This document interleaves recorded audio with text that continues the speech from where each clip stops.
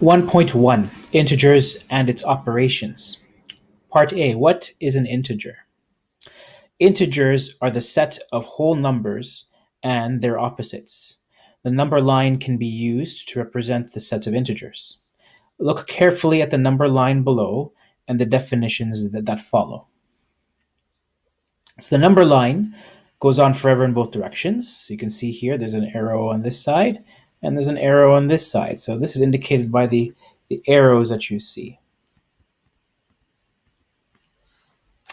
Whole numbers greater than 0 are called positive integers. These are all the numbers that are greater than 0 because they're on the right side of the 0. These are called positive integers. These numbers are to the right of the 0 on the number line. Whole numbers less than 0 are called negative integers. And these are numbers that are to the left of the 0 on the number line. The integer 0 is neutral. It's neither positive nor negative.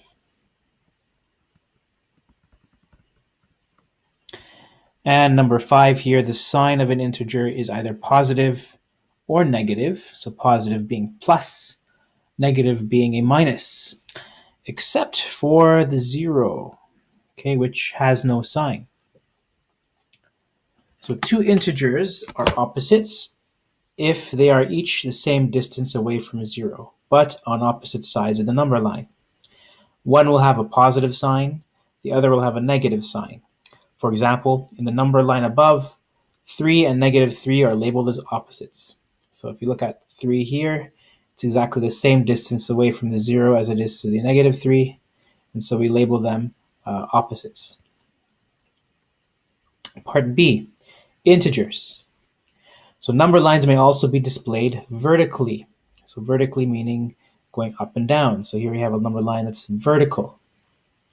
So let's discuss the following questions. Number 1, how would you use a vertical number line to determine whether negative 2 or negative 5 is a greater number? So greater meaning which one is bigger, okay? So to use a vertical number line, if you look at where negative 2 and negative 5 are, so negative 5 is over here, and negative 2 is over here. Well, it turns out negative 2 is higher than negative 5, so we'll say negative 2 is greater. So I'm going to write here higher is greater. Therefore, the 3 dots that I write like this is a symbol that we use to say therefore. So therefore, negative 2 is greater.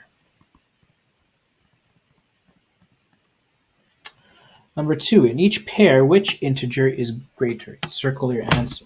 So you can use the number line here to help you determine which one's bigger. So look, 7 or 12. So you see 7 is here, and 12 is even off my scale. So 12 is going to be the higher number. It's greater, so I'm going to circle 12. 2 or negative 1? Well, 2 is over here. Negative 1 is down here.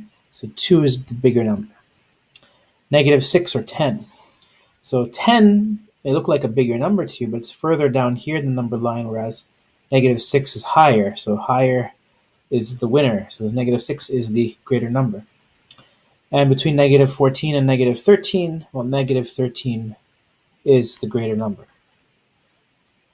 Okay. Number 3, circle all positive integers in the set of integers below. So here we have 4. This is a positive integer. 7 is a positive integer. Even saying plus 7 makes it even more obvious. It's a positive integer. 0 has no sign. Okay. 8 is a positive integer. Here we see a negative 6. And the last one here is positive 12. Okay. Even the numbers in brackets, 12 is still a positive integer. And plus sign makes it even more of a positive number. Number 4, circle all negative integers in the set of given numbers. So here, negative 11, that's a negative integer. The 8 is a positive integer. 4 is a positive integer. The next one, negative 6. Okay, I'm going to circle that one. When you apply the negative to the 6 inside, it becomes a negative number. But here I have a double negative, negative of a -3. When I bring the two negatives together and I multiply them together, you get a positive 3. So this is not a negative integer. Okay.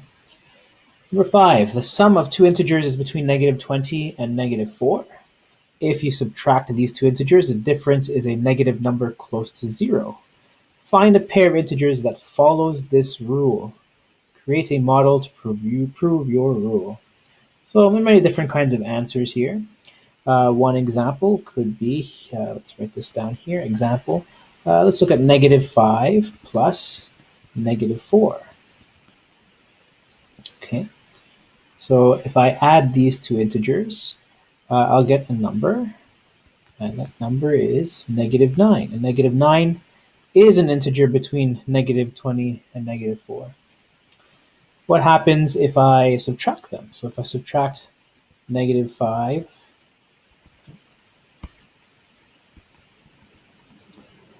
minus -4, I will get -5. And the double negatives that you see here, negative and a negative, they make a positive. So I'll write here +4. And -5 plus 4 is going to be -1.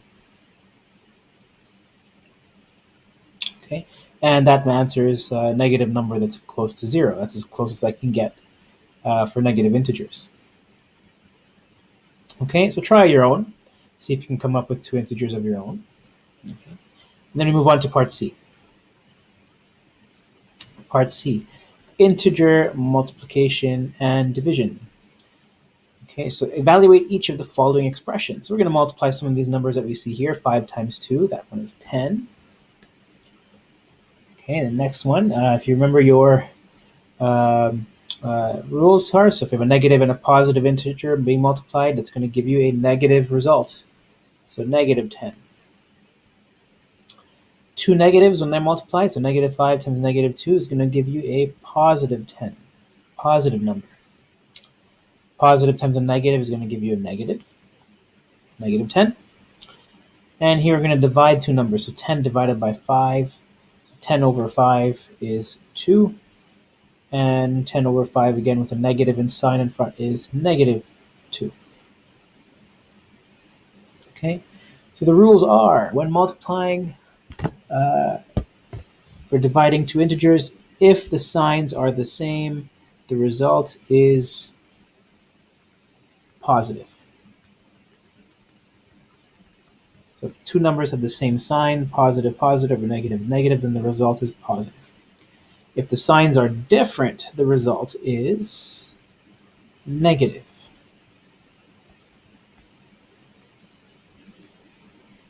Okay.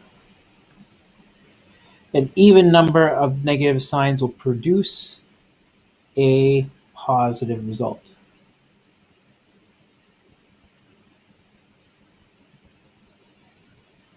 If the operations involved are only multiplication and division. Okay, so what this means is an even number of negative signs. So if I have negative, negative, negative, negative, 4 negative signs, well, I'm going to get a positive result if I multiply or divide. Okay, so you can say, maybe let's say -2 times -2 times -2 times -2. What will that give me? That will give me 2 times 2 is 4 times 2 is 8 times 2 is 16, a positive 16. Okay. An odd number of negative signs will produce a negative result if the operations are multiplication and division. Okay. So if you just add one more negative sign, so negative, negative, negative, negative, negative, then you're going to get a negative result. So here is, let's say, -2 times -2 times -2. We'll do it 5 times. Okay, so if I'll multiply 4 of these -2's together, I'll get 16 like I had up here. But if I multiply it by another -2, then I'm going to get a negative answer, -32. Okay.